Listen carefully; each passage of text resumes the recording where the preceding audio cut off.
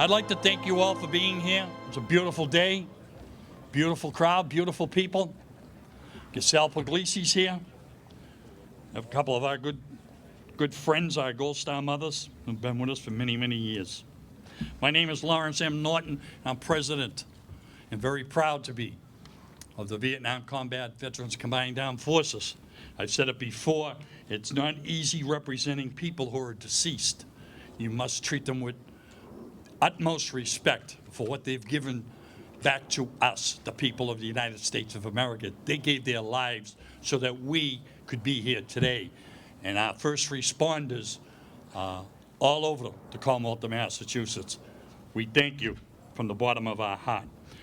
We dedicated 3 squares today. Lance Corporal James H. Kavicki, United States Marine Corps. Specialist 4th Class James Michael Barry, United States Army. Lance Corporal David Owen Sullivan, United States Marine Corps. Been over 40 years. When we call their families, we finally get in touch with them. We track them all over from Florida to Pennsylvania, North Carolina, Arlington, Massachusetts. They all showed. They all flew in. They're here. What better way to at least have some family? He's not forgotten. We don't forget. And if you got this letter and an invitation to be here, on the bottom it says, through us, they will live forever.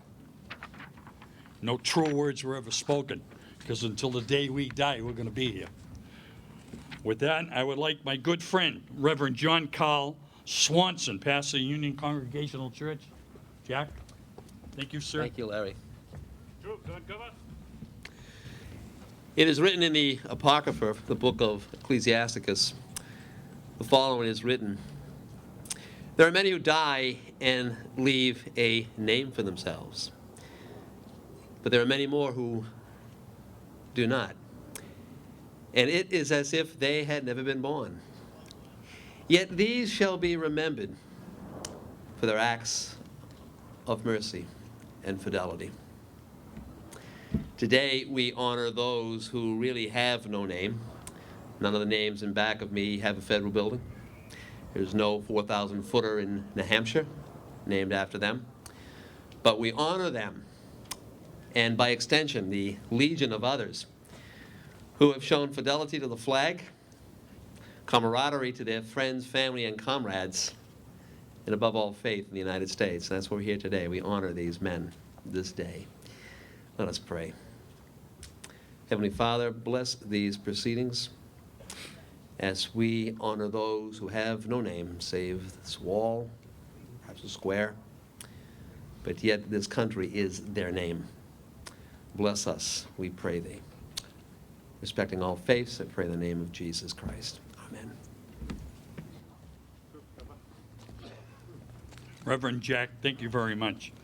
Unfortunately, Officer Don Sauter, who's been with us for, 12, 15 years, he's also part of the DEER program with the Quincy Police Department. He sings the national anthem, but unfortunately, he can't be here. And we have a substitute. Her name is Carol Oslin, and she is a former Brockton school teacher. Carol?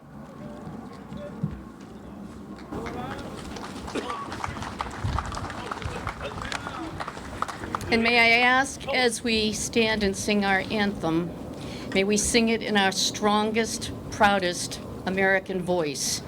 For we are one voice, one people, I pray, in a country where we must every day be thankful for our freedoms and treasure them because of the brave, because of our brave men and women. And we are one nation now and forever under God. Oh, say, can you see by the dawn's early light what so proudly we hail at the twilight's last gleaming, whose broad stripes and bright stars through the perilous fight o'er the ramparts we watch were so gallantly streaming,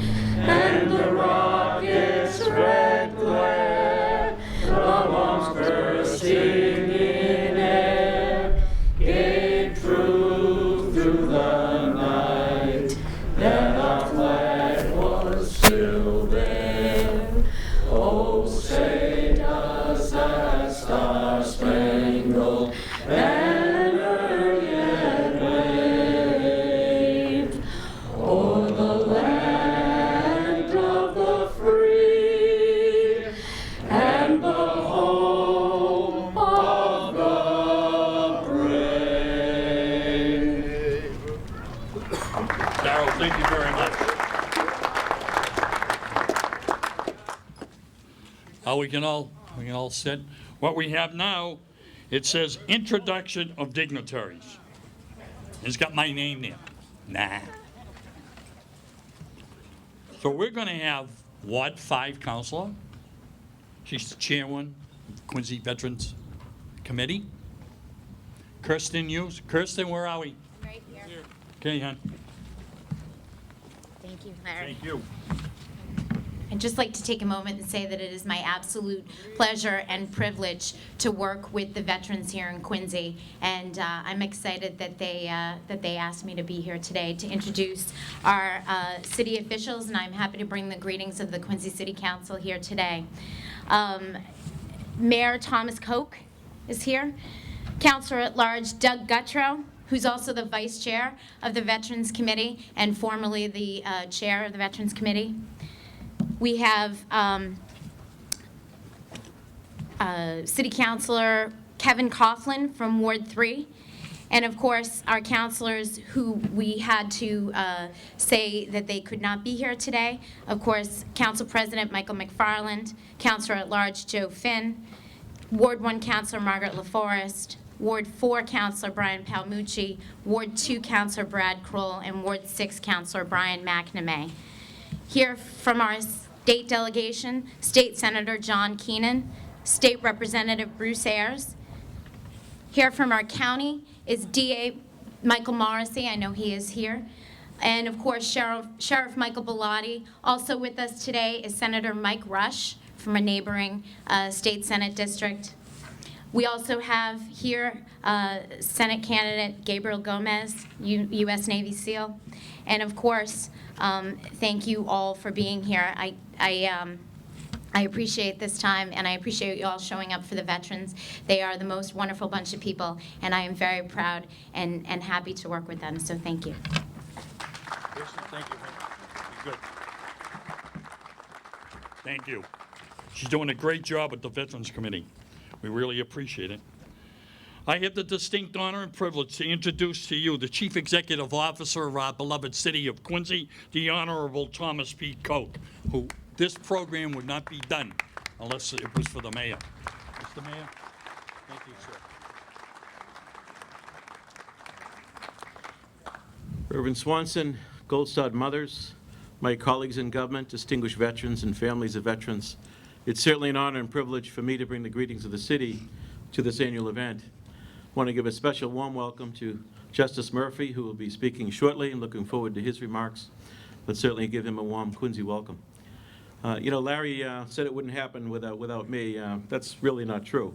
I'm glad to assist, but many, many years ago, Larry Norton got together with Joe Brooker and Ed Murphy and Tom Belinder, and started something really in the spirit of remembering their comrades from Vietnam. As we know, as the Vietnam veterans came home to this country, they were not treated with respect, with the dignity and the gratitude that they deserved. And over the years, through the efforts of these four gentlemen bringing together our community, I think we've done quite well in honoring the veterans in the tradition of this great city. So today we remember the 48 names on this wall. We won't forget them. We commit to their families, as Larry and his crew have, that we will never forget their sacrifice. And the other day when we all observed the tragedy of what happened in Boston and saw the people come together, veterans, first responders, citizens, civilians, just react as great Americans with that great spirit of generosity. We've seen that generation after generation after generation.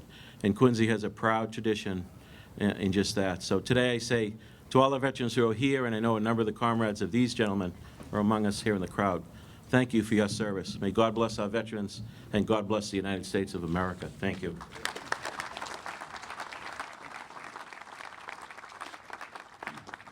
Thank you, Mr. Mayor. To bring us the greetings of the Commonwealth of Massachusetts from the State Senate, the Honorable John F. Keenan from the Norfolk, Plymouth County. John?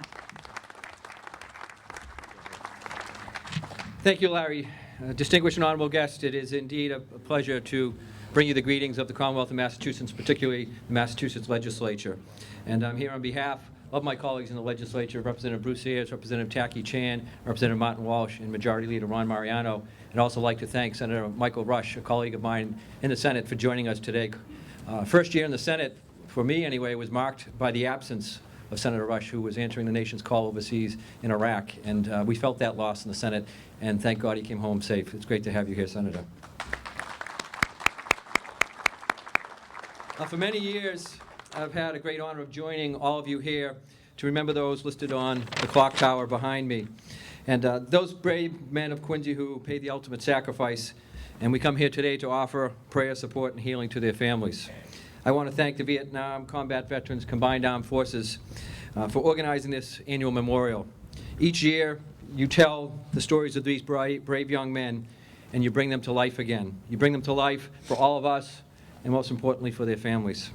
You remind us that the memory of a young life lost in the cause of freedom should be as eternal as the promise of that young life. And so together, we do come here today to not only honor these men and their families, but we honor as well our obligation that they will never be forgotten. Thank you. John, thank you, sir. Thank you, Senator. I have the privilege to introduce to you a man who I just met this morning. We had a few words to say to one another, and they were very encouraging words. Senator Michael Rush, a Democrat from the Norwood West Roxbury area, and he is also chairman of the Senate Veterans Committee. Senator? Oh, here he is. Thank you, sir. Thank you, Larry. It's a privilege to be here, and I also bring greetings on behalf of our great Congressman Stephen Lynch, who works tirelessly on behalf of veterans issues in D.C., who was unable to be here with us today.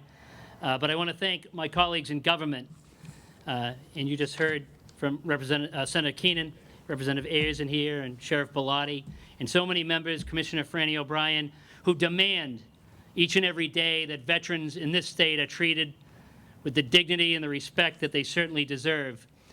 As we focus today on our Vietnam veterans this year, on the anniversary of the end of combat operations in Vietnam, today is a solemn but important reminder to the families of the American heroes who lost their lives in Southeast Asia, and to the veterans who served alongside them, and those veterans that followed in their hallowed footsteps, those who still have not come home, that we will never forget. Our fallen heroes require the continued attention of a grateful nation. So today, as we pause, we are mindful of the Vietnam veterans who have made today and tomorrow possible. The soldiers, sailors, airmen, Marines, Coast Guardsmen of the conflict who gave their lives for a better future for all Americans. I am privileged and honored to be here today. Thank you all. Thank you for this ceremony, Larry. God bless the United States of America. Thank you. Senator, thank you, sir. I appreciate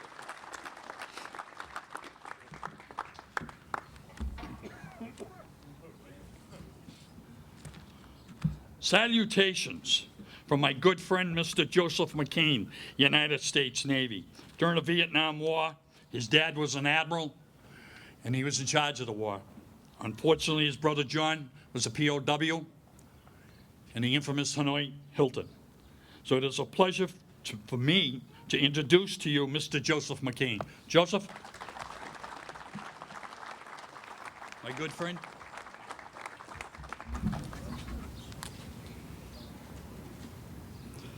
What I'm doing here is Norton is timing me. So I'm using this phone, which has interrupted my speech twice, to just time. Is it off? It is.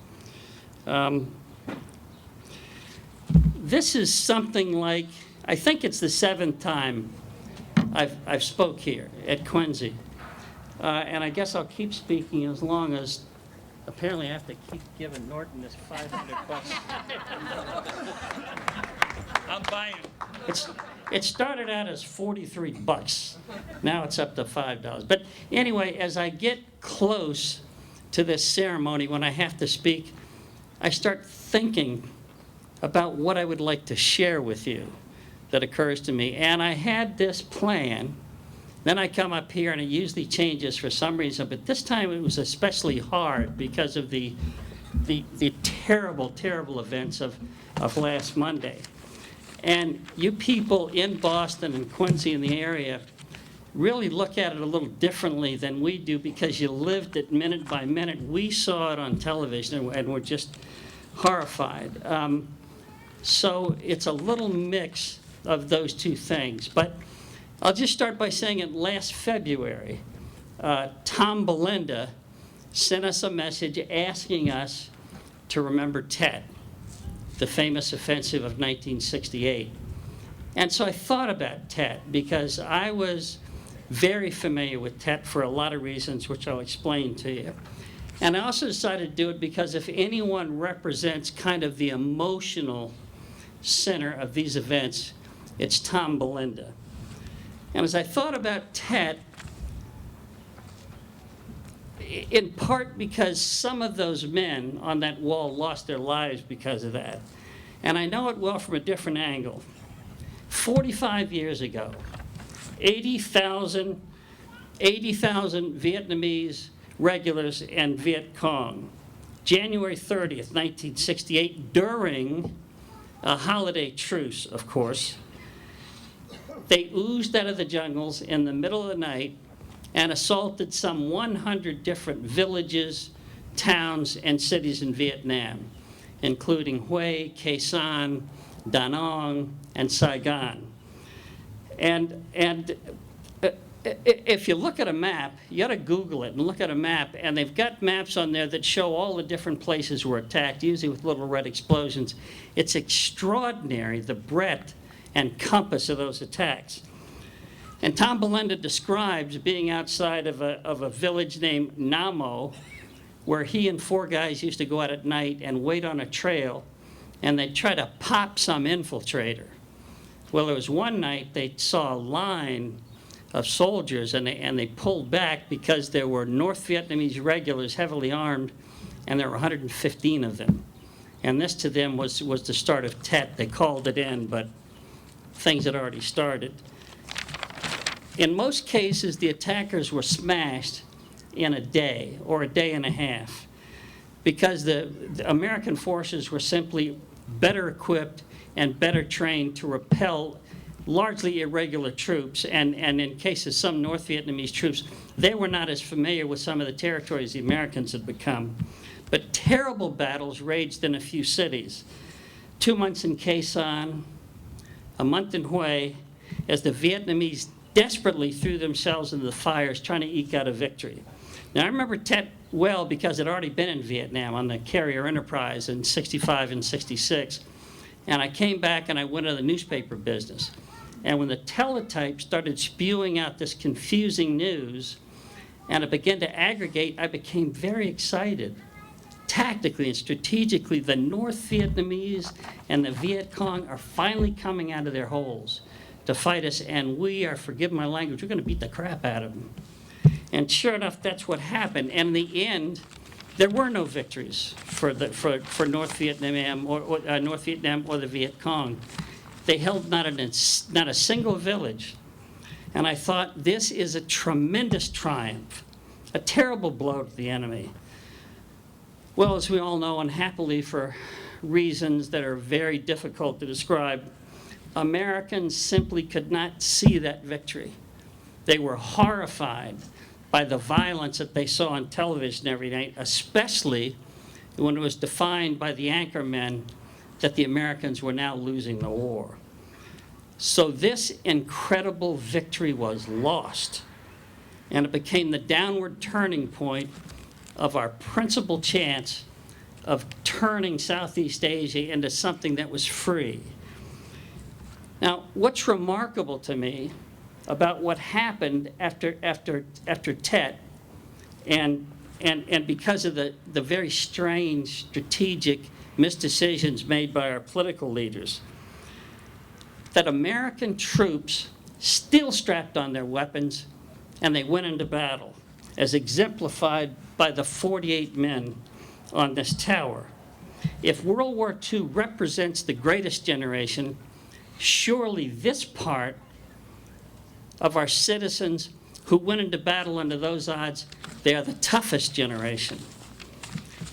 Now, I don't know where these men are. I don't know if they're in the heaven as we conceive of it, or as I like to think of the Elysian field. Just to explain, when my father died, who was a career submarine admiral of 46 years service, when he died, I had an image of him stepping into a kind of a glen. And before him, lying on the grass, was an ancient soldier with a battered shield propped up on it. And as Dad approached, he lifted his sword and he said, "Welcome home, Admiral. Welcome home." And I've always imagined him spending the ages with soldiers of all eras who had died in battle or served full careers, talking to these men. And so it is, I like to think of all soldiers, including these 48 men who lost their lives. But that's just an image in my mind that I had one day, so who knows? But I do know where they gather, and it is at this very place. Notice they are formed up in two files. They're formed up in two files of 24, not by service, not by medals, not by rank, for they are all equals now. They served and lost their lives because of or in Vietnam. And they talk to us, I believe, if we listen. We served. We did our duty for our country, and we died, but we served. Remember us. And I think they have a message for us. Now, I know that this is, again, somewhat of a cliche, but it's hard to imagine the impact of what happened at that baseball game last Saturday when another emotional center, the Boston Red Sox, stepped forward. And what's remarkable about it is for the first day, nobody knew about it except you all, because the networks wouldn't put it on television, not even censored. And the next day, CBS sort of put it in there, and somebody called the FEC commissioner and asked him what he thought, and he said, "That man spoke from his heart." And I'm with Poppy Ortiz, and I'm with the people of Boston. And what Poppy said, and I'll have to clean it up a little, not because I'm afraid of the word, but these men grew up in a generation where they wouldn't like me to say the word in front of ladies and children. But he said, "This is our effing city. No one is going to dictate our freedom. Stand tall. Stay strong." Now, every year we honor these men by calling out their names, and that'll happen a little bit later. And for this one year, I want to add 4. Christy Campbell, Martin Richard, Lou Ling Si, and Sean Collier. And I'll just end with this, because I'm now a man of Quincy. This is our fucking city.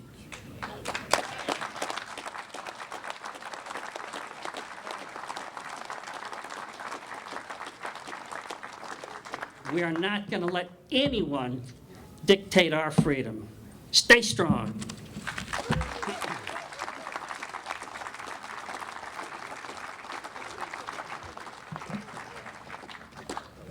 You're not getting your money back. Joe.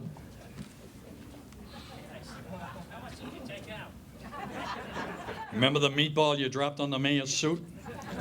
You never paid him for it.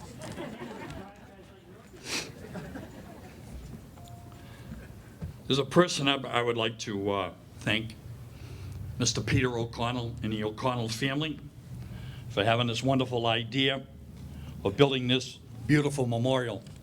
And it is beautiful. If you've seen the pictures that we've been giving out, you don't, my wife and my daughter have them. We were trying to play with the names to get the names on the side of it and all that, and I think by next year we'll have somebody do that. But this is a beautiful monument. And I remember General Westmoreland was here, who at that time was leading us in the war efforts. And I'd like to, as I said, I'd like to thank the O'Connells for that. Okay, now,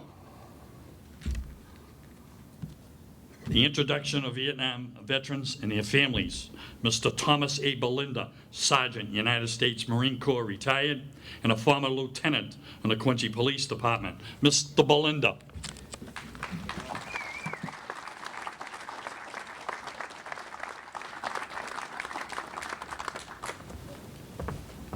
I always get nervous when Joe McCain is going to quote me.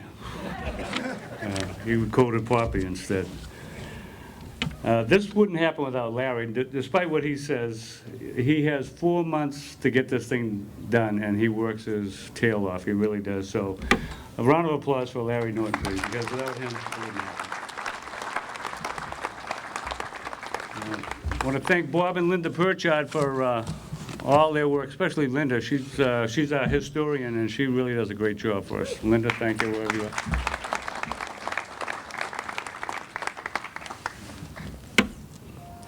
There are 1,681 men still missing in action, and I want to remember them right now and always. Can never forget them. In light of the recent events in Boston, it's good that we can unite together and show our enemies that we are not intimidated. I guess that's another way of putting it, the way Joe put it here, because it is our city. And it's nice to see the police department getting some credit for a change, because every day they pin on their badge and they strap on the iron, they go to work. And they never know if they're coming home. So thanks. And the opinions I'm going to express right now are my own and not Larry's or anybody else's. But when John Murtha in 2006 came out and called our troops a bunch of thugs, and they said they were wandering the countryside in Iraq and killing people at will, and they were a disgrace. Well, at that time, there was a bunch of us, Pat Barnes, myself, get on the phone, and we were talking back and forth, and we got together with Jerry Kirby. We formed the Military Combat Defense Fund. And over the last 6 years, we've raised over $200,000 that we dispersed for their defense, included the Navy SEALs, Mr. Gomez, the men from the Haiditha, the men from Hamdan Air. By and large, most of them were exonerated, acquitted, or had all charges dropped. One that was not dropped is Sergeant Larry Hutchins from Plymouth, Massachusetts, and he's still in jail today. Despite having his conviction overturned, it was reinstated, and he's still there. And his case is now before the Court of Appeals of the Armed Forces in Washington, and hopefully we'll finally get some justice for him and let him come home. And I'd like to introduce those members that are my friends. I asked them to come up here, and they all said, we're not coming up there. So, our legal counsel is Attorney Joel M. Kirby, United States Marine Corps, Lieutenant Colonel, retired. Jerry, you here? I know you were coming. Jerry's a former First Assistant District Attorney in Norfolk County, and he prosecuted the first case when a veteran was suffering from post-traumatic stress disorder in the early 70s. That person, John Coughlin, went to the veterans plot at the cemetery at Mount Wollaston Cemetery and shot up the police station. Jerry had that case dismissed. Thanks, Jerry. Our president is Mark O'Reilly. Mark and I have known each other since, Mark, raise your hand. You're right here. This good-looking guy right here. We went to junior high school together. He's a former chief of staff of the mayor of Brockton, former director of the Old Colony Y, former director of Habitat for Humanity. Has received the Bronze Star with a V, 2 Purple Hearts, served in Kilo 3-1 with Judge Murphy. And Mark is one great guy, and I appreciate everything you've done for us, Mark. Next, Steve Nolan.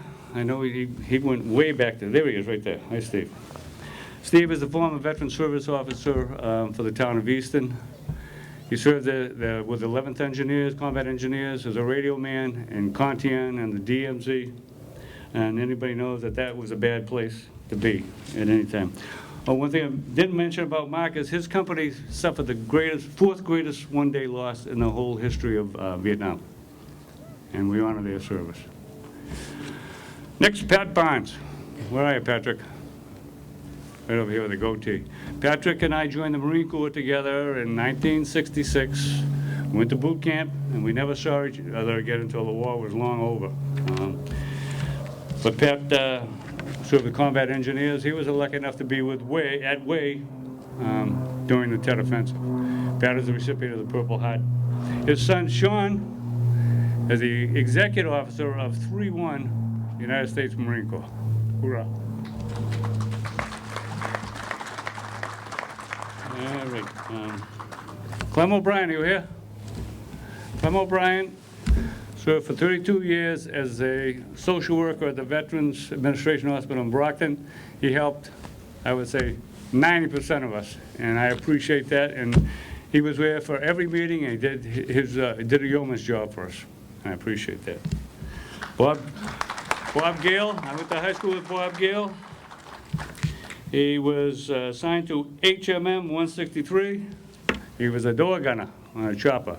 The most feared sound and the most loved sound of Vietnam was the sound of the helicopters, because you knew they were coming to get you, but you knew you were going to take all kinds of incoming as soon as they got there. Next man is J.D. Barber.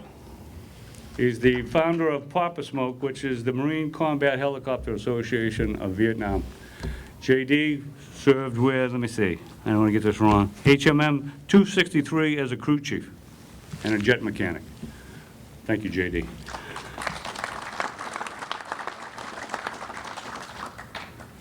Dominic Spada could not be here today. Everybody knows Dominic Spada. He's helped as many people as Clem. They were a great team together.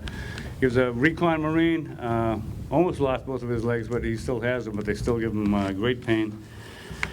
He's done more for veterans than most people could ever imagine.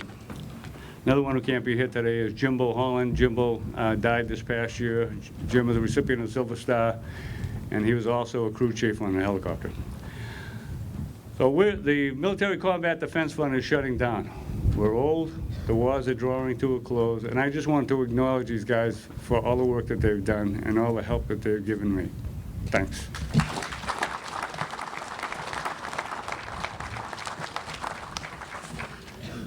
Okay.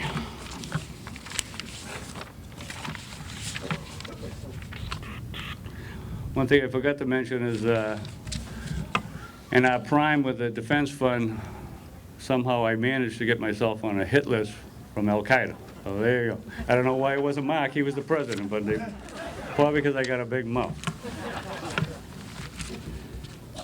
He's doing time in the federal penitentiary right now. And now it is my sad duty and great honor to introduce the Gold Star families that are here with us today.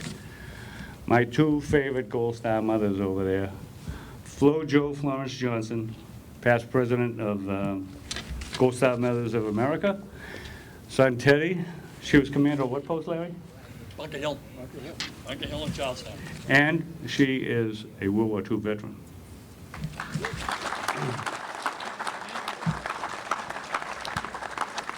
Her son Ted was killed in Vietnam, a Marine. And Terry, she's the kid, she's only 86. She's an amazing person. She's the mother of Spec Poor. Richard Davis, United States Army, Green Beret, recipient of the Silver Star, was killed in Vietnam. Her husband was also killed in a training accident. Her husband was a career soldier. She knows sacrifice. Excuse me. And thanks, Terry. Oh, and she rides on Rolling Thunder every year. I don't know if you're going to do it this year or not. Now, my favorite Gold Star dad, where is he, Sal? There he is, Salvatore Puglisi. His son, Bob, they lovingly cared for David. David came back, he was confined to a wheelchair for 19 years before he succumbed, but they lovingly cared for him. They're a great American family.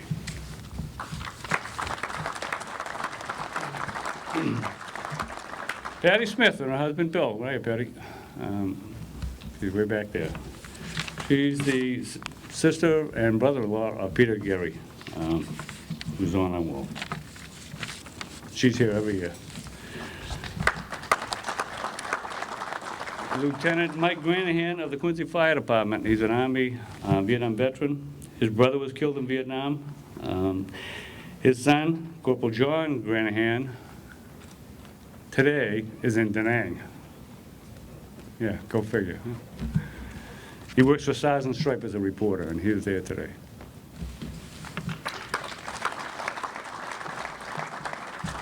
Are the Ahern brothers here?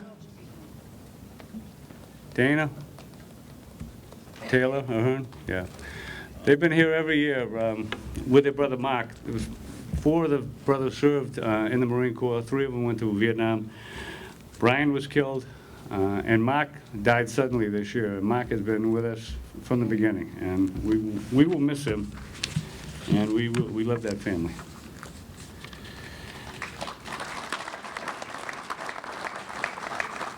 Buddy Pitts, Marine Corps Vietnam veteran. His brother David was killed at Way during the Tet Offensive. David was 18 years old. He also lost another brother, Stephen, to PTSD in later years. And we salute you.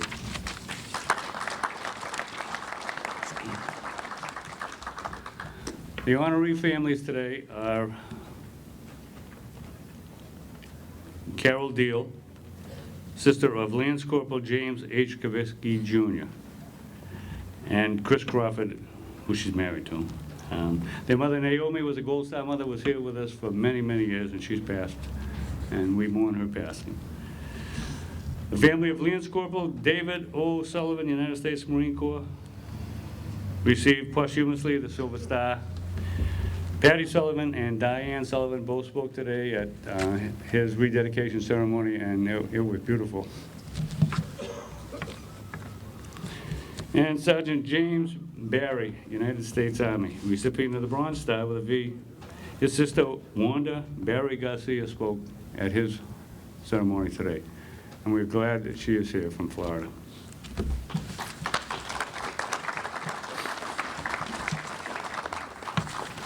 And last but by no means least, the Brudno family.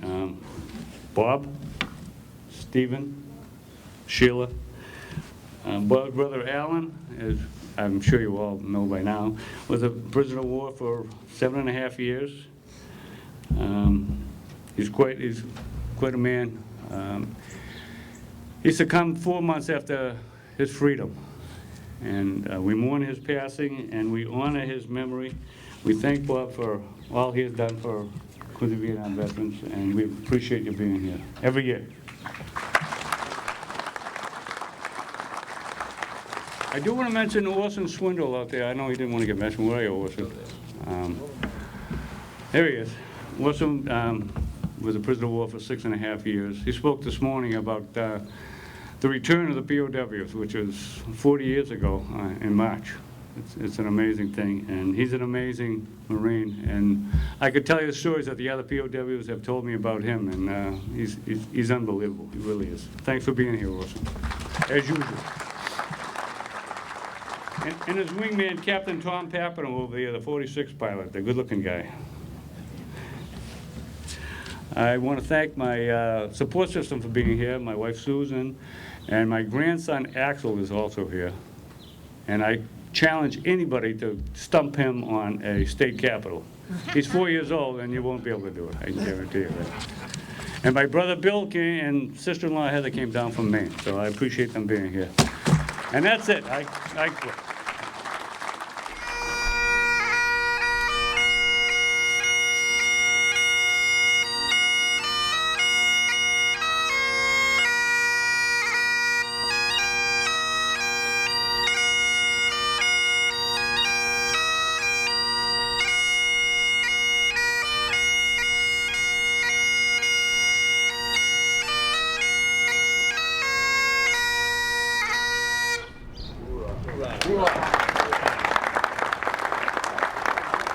Thank you, George. G. Patrick Murphy was born in Carbondale, Illinois.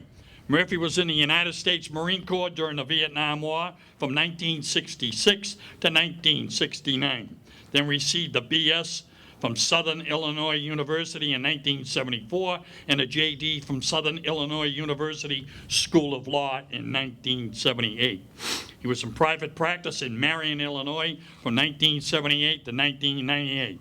On July 31st, 1997, Murphy was nominated by William Jefferson Clinton, President of the United States, to a seat in the United States District Court for the Southern District of Illinois, which was being vacated at that time.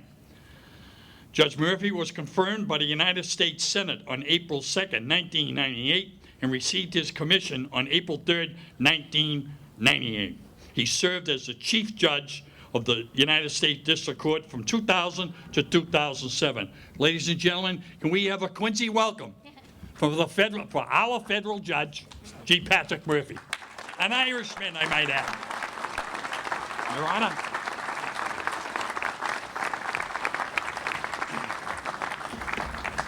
Well, thank you so much. It is a long way from the coal mines of Southern Illinois to this, the home of presidents. But I feel at home. I have to say that you folks talk a little strange. But Mr. Swindle was here this morning. I understood everything he said. It was awful nice to hear from him.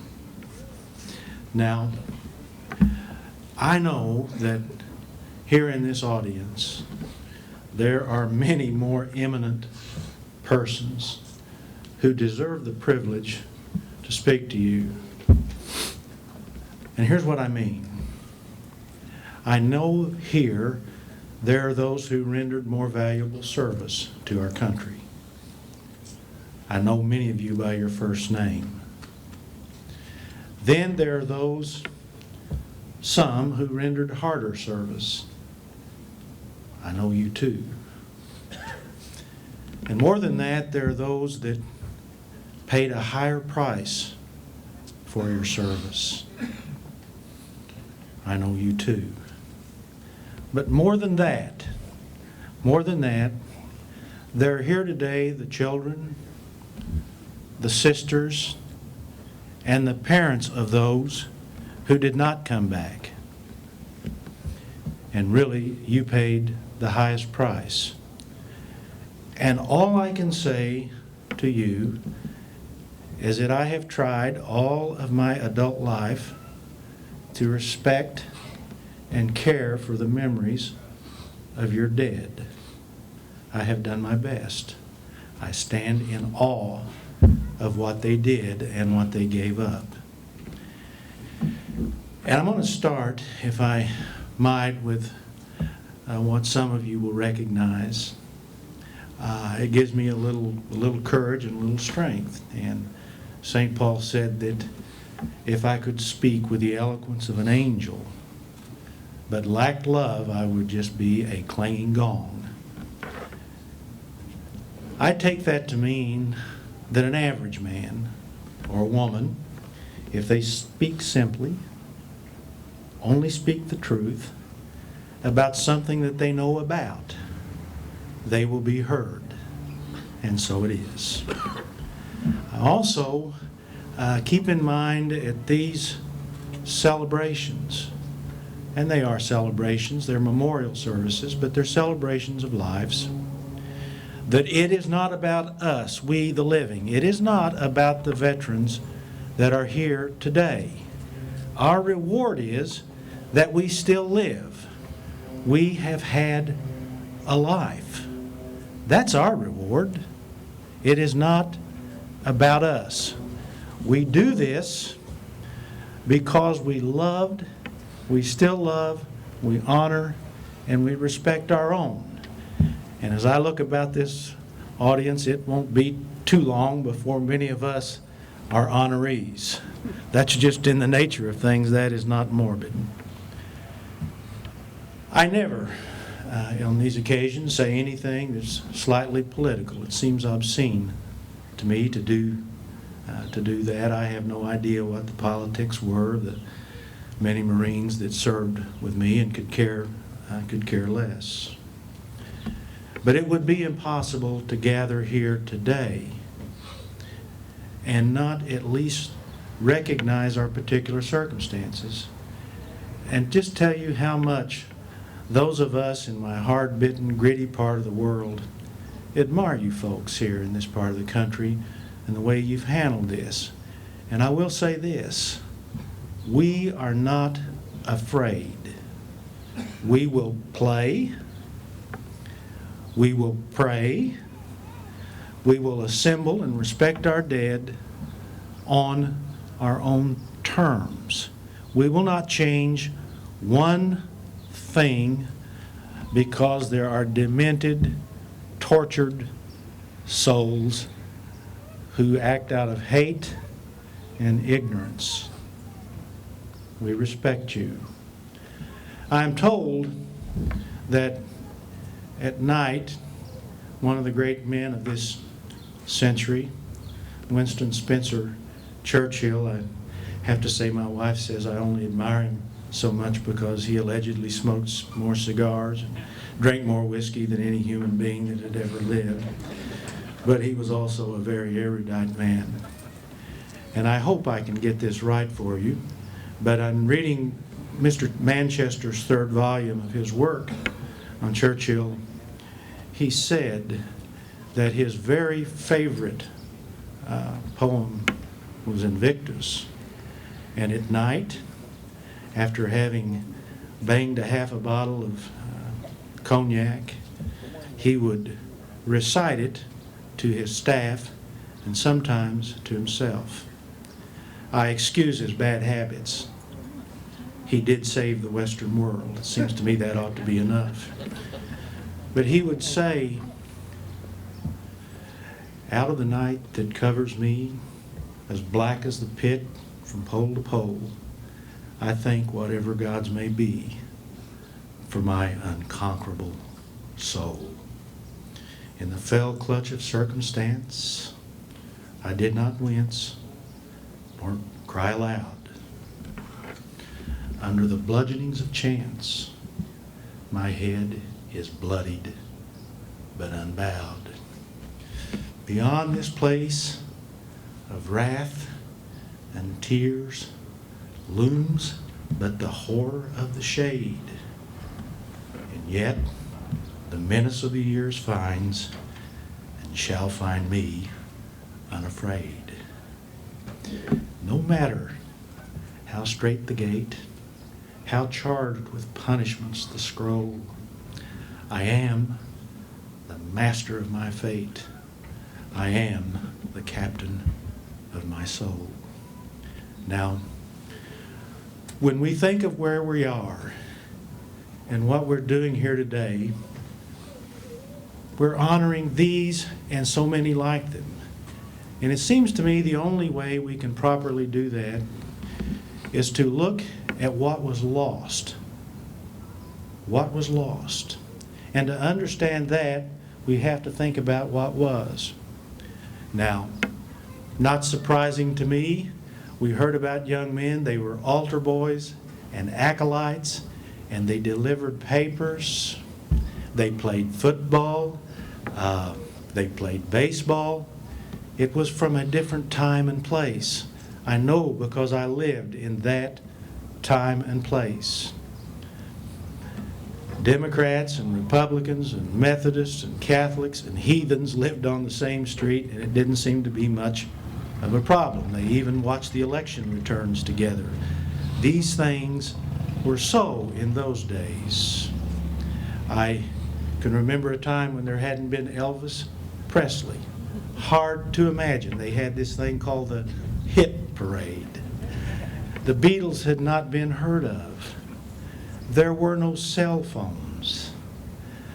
My grandmother had the first TV in our part of the country.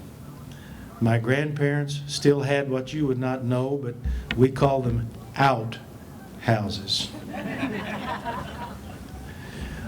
The men cleaned up when they returned from work.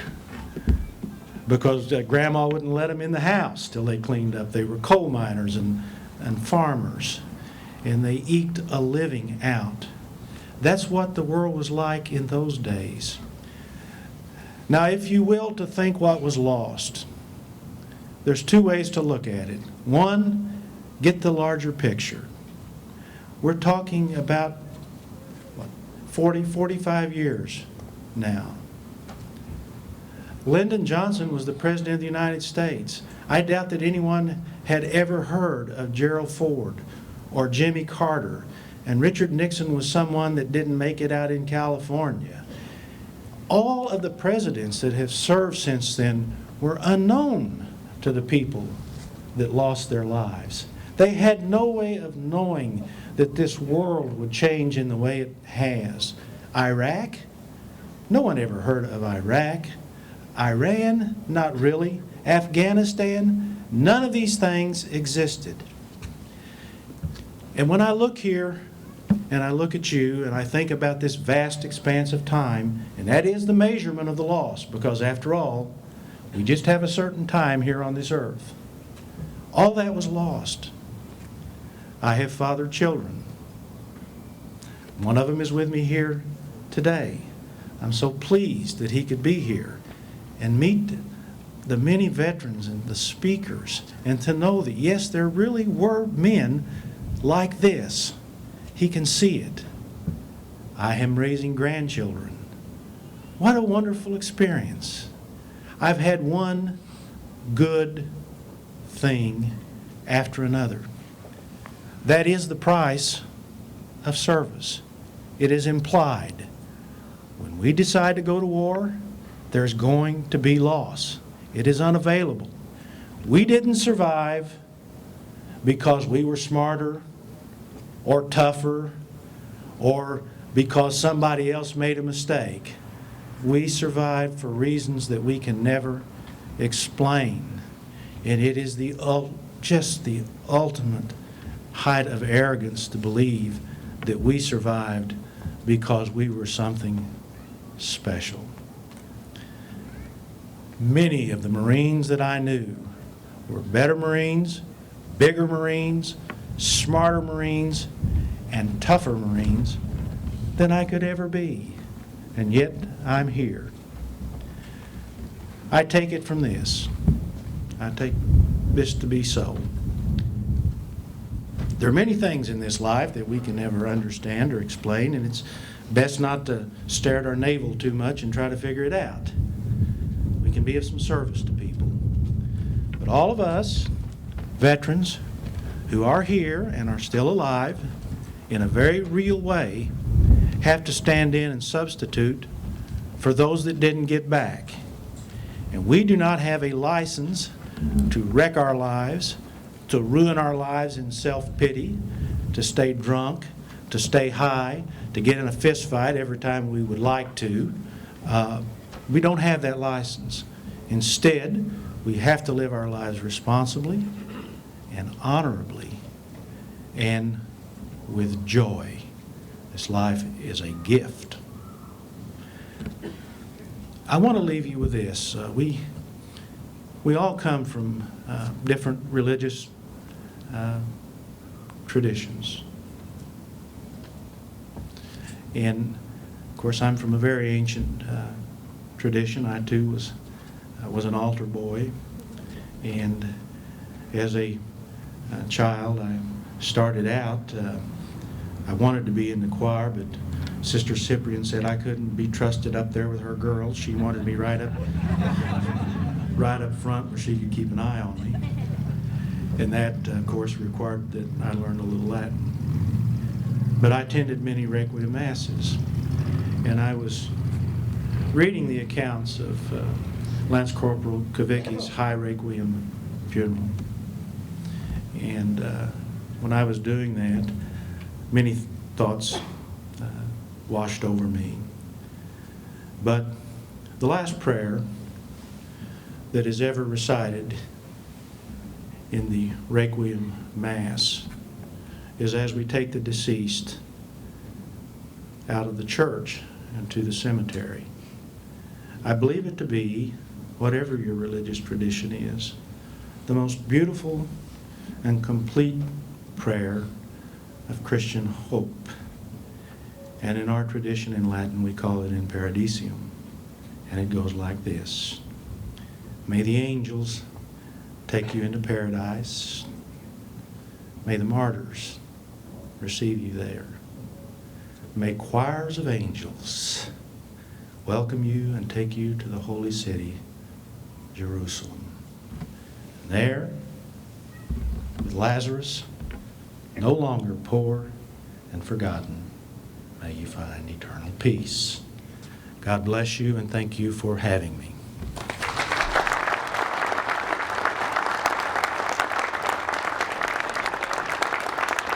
Judge G. Patrick Murphy.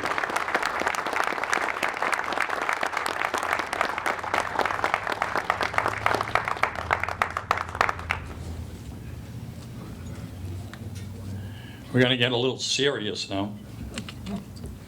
We're going to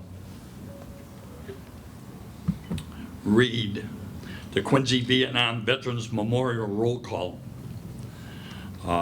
Doing this today is Mr. Robert Curry, United States Marine Corps. Mr. Julian Terry, United States Marine Corps. Gentlemen.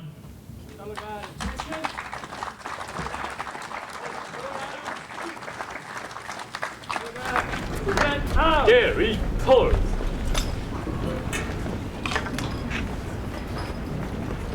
E. Allen Brudnoy. Present Colors. David J. Puglisi. George R. Levesque. Thomas Chiminello. James H. Kavicki, Jr. Robert J. Fay. David A. Pitts. James A. Stark. Lawrence E. Soroy. James F. Murray. Peter J. Jerry. Gary J. Webb. James M. Barry. Paul V. Grasso. Martin R. Keefe. Ralph W. Caspoli. James J. Jenks, Jr. Charles L. Bifocchi. Richard S. Davis, Jr. Alfred V. Schofield. James M. Walsh. David F. G. Yeager. David O. Sullivan. Richard C. Archer.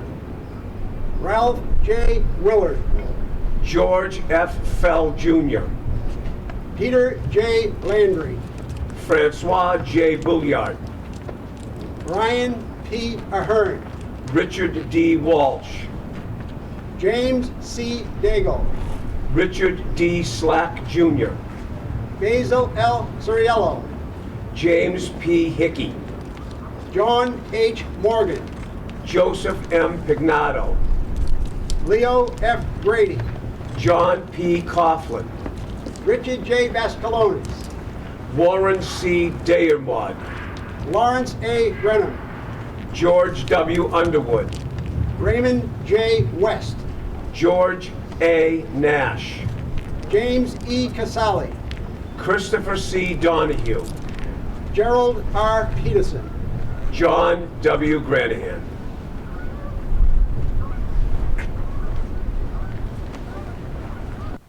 The ceremonial placing of the wreath of the Vietnam combat veterans, Mr. Joseph Brooker, past president. Mr. Brooker.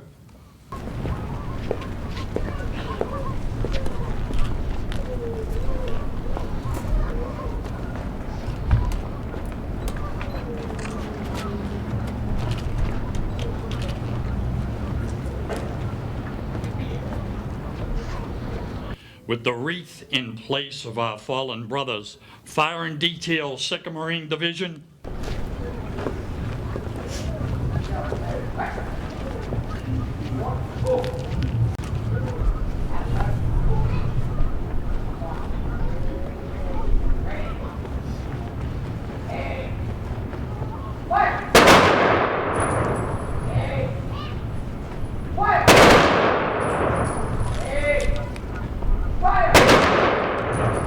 Taps, Mr. Robert LaFleur.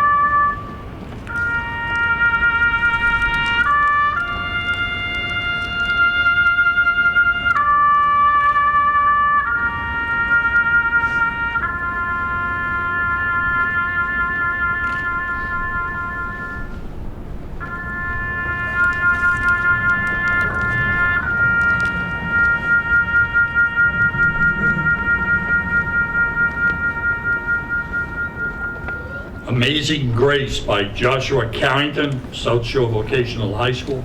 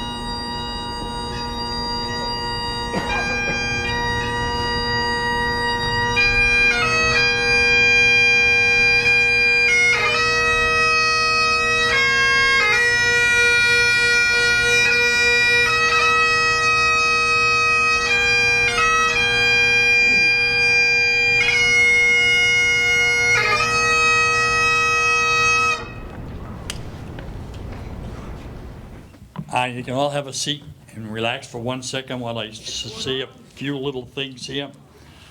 What I would like to do is thank my color guards.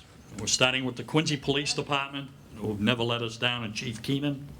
2nd Marine Division, who does the firing detail, Mr. Vinnie Dolan, President. From the Robert I. Nickerson Post 382, Mr. Jim Doherty, who's the commander over there.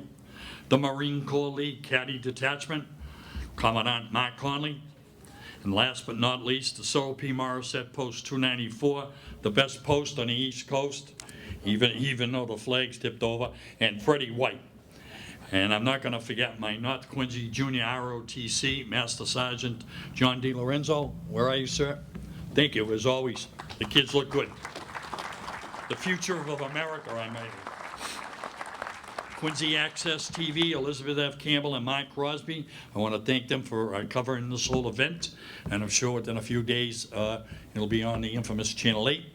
And the Quincy Sun, Mr. Bob Bosworth, owner-editor, and his staff for being here. From the Community Police Department, Lieutenant Tim Sorgi, Lieutenant Bill Gillum.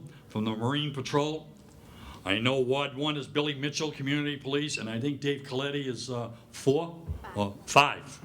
And if I missed someone, I am sorry. No one has noticed what I did. A little better than 200 strong. I told you it was the 40th anniversary, the return of our POWs. And if you notice, Mr. Peter O'Connell and the O'Connell family have added the flagpoles and the services of our flags to make this place bigger, better, improvements, and we thank them for that. My good friend Orson Swindle, thank you. They deserve it. My good friend Orson Swindle, who is home, a former POW and twice a presidential appointee. And we sent the flag over a week ago. As you look to the left over here, it's the only flag in the United States of America of a POW, where the head is straight up. One flag and one monument. The monument is 1305 Hancock, which is outside of our beloved city of Quincy, and that one American flag that Mr. O'Connell allowed us to fly here today. And that flag has been adopted by the NAM POWs at their presidential convention or whatever next month. So with that, and I'm not going to forget, because I always do, Nasib, where are you, my friend? Huh? This is the guy that cheats us out of all the quarters on Monday nights. My good friend Nasib Momarad from the Morissette Post. You sing what you want to sing, and everyone join in. We're all one family.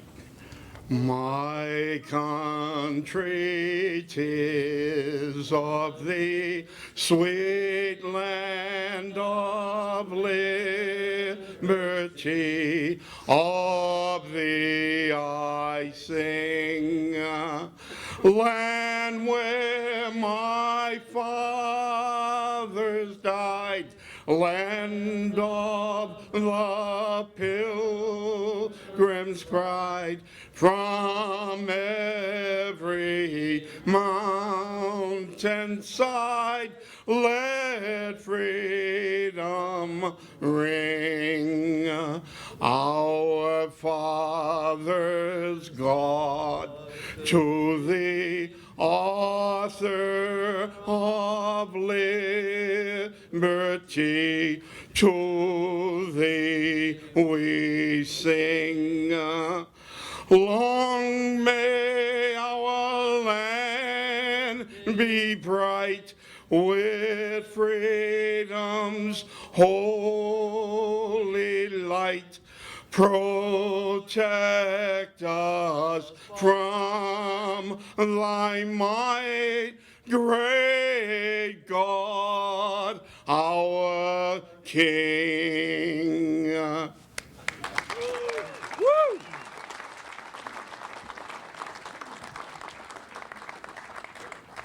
Reverend Jack, where are you? What do you think you and Mo team up? Tag team? Might increase the people in your church? Maybe it will. Do 2 collections? Two, we'll do 3. You look great. Somebody must You have. like that? My wife. All right. She brought I that. figured it wasn't you. You could probably pick the Episcopalians out there today with that fourth verse of My Country, 'Tis of Thee. I'm a Congregationalist, but my organist is a totally unreformable Episcopalian.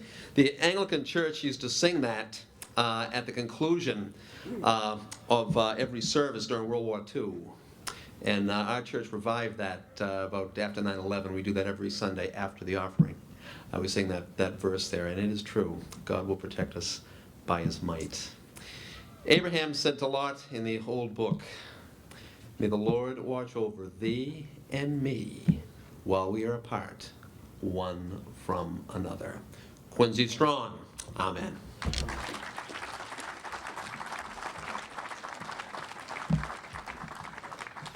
One of the good state representatives from Milton who's with us on number 3181, Mr. Walter Timothy, state representative. God willing, did you hear me? God willing, we'll be here in 365 days. God bless.